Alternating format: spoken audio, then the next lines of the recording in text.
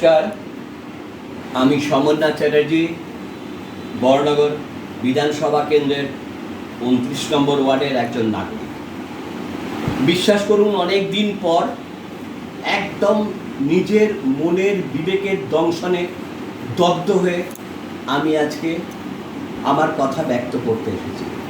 দয়া করে এর মধ্যে কোনো রাজনীতি খুঁজবেন না, দয়া করে এর মধ্যে কোনো রকম পলিটিক্যালি ডার্টি সাইড যেটা, নোংরা দিক যেটা, সেটা খুঁজতে যাবেন না।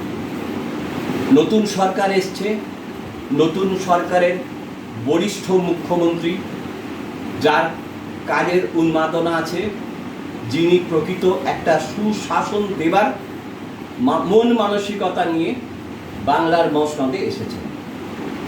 ওনার কিছু কিছু কমিটমেন্ট, যে কমিটমেন্টগুলো সত্যে পরিণত করেছেন, সেই নিরিখে, সেই বিশ্বাসে একটা অত্যন্ত বেদনাতুর ঘটনা তার কাছে আবেদন করব।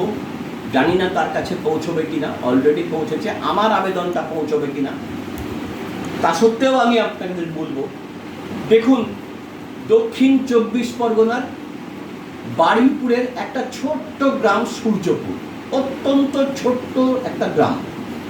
সেই গ্রামে একটা মাত্র 11 বছরের কন্যা, যে কন্যার মুখ থেকে এখনো হয়তো দুধের গন্ধ যায়নি, যে কন্যাটার এখনো অবধি বালখিল্যতার যে ভাষা, আধো আধো ভাষা, সেই ভাষাটা এখনো যায়নি, সেই রকম একটা নিষ্পাপ মেয়েকে কিছু হিংস্র নরপশু যাকে বলবো, যারা মনুষ্য সমাজে থাকবার যাদের অধিকার নেই, সেই রকম কিছু নরখাদক, নররূপে পিশাচ ওই বাচ্চাটাকে নির্মমভাবে ধর্ষণ বলছি না, করে খুন করে বস্তায় করে বস্তার মুখ বেঁধে পুকুর জলে ফেলে দিয়েছে।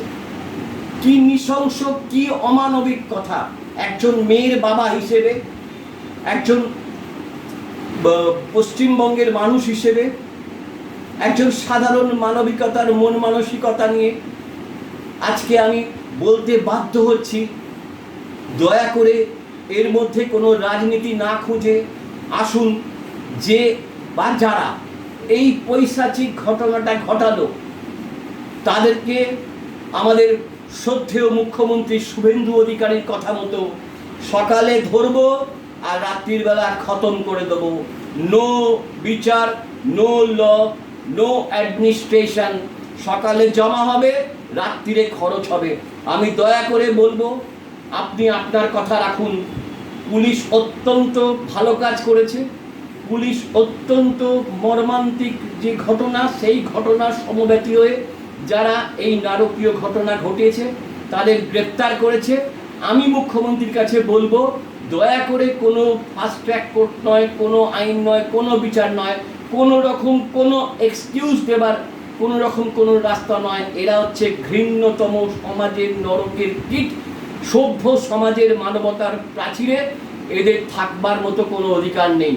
দয়া করে যত শীঘ্র সম্ভব মৃত্যুদণ্ড, এবং সেই মৃত্যুদণ্ডটা অত্যন্ত মারাত্মকভাবে হোক, এবং এমন একটা দৃষ্টান্তমূলক দৃষ্টান্ত আপনি স্থাপন করুন।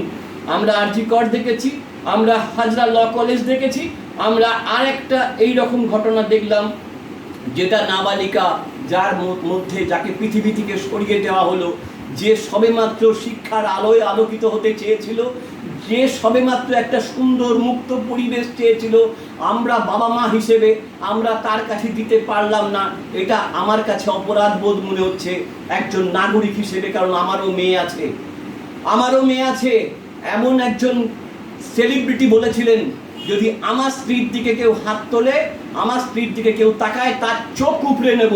আমি দয়া করে তার কমিটমেন্ট, তার বাইট শুনতে চাই। তার কিন্তু এখনো বাইট শুনতে পাচ্ছি না। আমি বলি, সমস্বরে আসুন, সকলে মিলে প্রতিবাদ করি। এই শিশু, যে শিশু পৃথিবীর আলো দেখে সে প্রস্ফুটিত হতে চেয়েছিল, কে বলতে পারে এ হয়তো একদিন ডাক্তার হতো, এ একদিন হয়তো উকিল হতো, একদিন হয়তো একজন ভালো মানব সেবক হতো। সেখান থেকে তাকে যারা বঞ্চিত করলো, আসুন সকলে মিলে তার প্রতিবাদ করি এবং মুখ্যমন্ত্রীর আস্থায় আস্থাশীল হয়ে মুখ্যমন্ত্রীর কাছে সবাই অনুরোধ করি, কোনো বিচার নয়। সকালে ধরেছেন, 2 দিন 3 দিন 4 দিন হয়েছে, আর কোনো নয়, একদম খরচ করুন। আমরা সকলে মিলে আপনার হাতকে শক্ত করব, এই কথা একজন সাধারণ মানুষ হিসেবে আমি আপনাদের কাছে প্রতিশ্রুতিবদ্ধ হচ্ছি। এবং আগামী দিনে আপনার যদি কার্যক্রম মানব সেবা, শিশু প্রেম সুলভ হয়, আমি দ্ব্যর্থহীন ভাষায় আপনাকে সমর্থন করব, এই কথা বলে আমি আমার বক্তব্য শেষ করছি। দয়া করে শিশু হত্যা করবেন না। দয়া করে যে মানুষ যারা মাতৃগর্ভা, মাতৃসম, আগামী দিনে যে মাতৃ হবে, যে শিশু ভারতবর্ষের তথা জাতির ভবিষ্যৎ, সেই শিশুর দিকে যে আঙুল তুলবে, সেই শিশুর দিকে যারা কুনজরে নজরে তাকাবে, তাদের চোখ উপড়ে ফেলবো। আসুন সকলে মিলে আমরা এই প্রতিজ্ঞাবদ্ধ হই। নমস্কার, সবাই ভালো থাকবেন।